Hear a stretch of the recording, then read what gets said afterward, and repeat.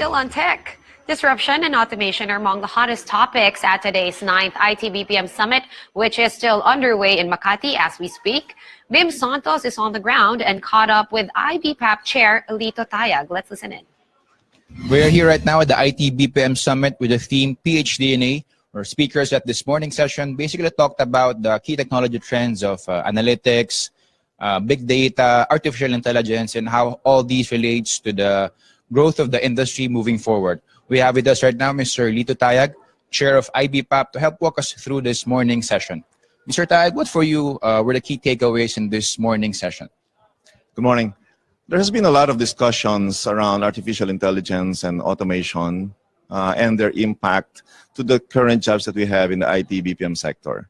I think it's important to translate these discussions into real action plans so that we will be able to address these particular challenges for the industry, as well as for those who are coming into the industry. That means those who are graduating from the universities and other institutions of learning. Could you talk about, in terms of concrete steps that IBPAP is now taking in order to take advantage of these trends that some people are quite wary about right now? Sure. We have created a task force, which we called Skills of the Future Task Force. And let me cite at least 3 specific high-impact programs that we have designed specifically to address this challenge that we are facing. First, it is what we call the Careers Mapping Initiative.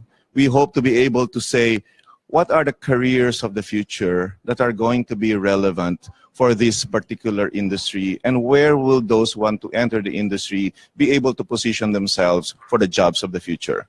The second one is around the industry-academe collaboration. It is important for us to work with the academe and hopefully with the government as well in order to define what are the appropriate and relevant curriculum for the jobs of the future. And lastly, we have what we call the upskill and reskill. This is for those who are already part of the industry.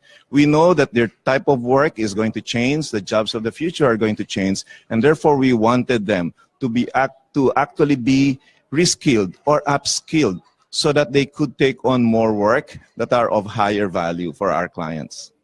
Just to follow up on that point in terms of upskilling, reskilling, as well as partnerships with the academe in terms of improving the curriculum, how important is expertise in the STEM field? And in terms of level of expertise, would you need a certain degree or just a baseline level of expertise? Would that be enough to get you through with it? I think STEM is a fundamental skill that we need. And this has to be developed at the early part of the educational system. That is why STEM is important at the K-12 level as well. By the time that they go to college, hopefully they will choose the right STEM courses like engineering or mathematics. And that is where we as an industry should be able to influence the specific curriculum that will help us define what are the skills that are going to be needed by our industry. Taking stock of all these developments, what is the picture that we are seeing for the industry ending this year and moving forward? Okay. Of course, the year hasn't ended yet, but anecdotally, we have seen some growth among member companies. At the end of the year, we want to be able to get a very clear picture. In other words, we will look at the specific statistics that are related to our growth and hopefully prove to us that indeed there has been some growth that has happened within the current year. Suffice to say that the 9% growth is still on track. We don't know, to be candid about this. Hopefully, we're not going to be very far from it. But hopefully, at the very least, we should show some growth. Thank you very much, Mr. Tayag. That's all for now. We'll certainly be on board for the rest of the day to watch out for key developments in this IT-BPM Summit. Back to you.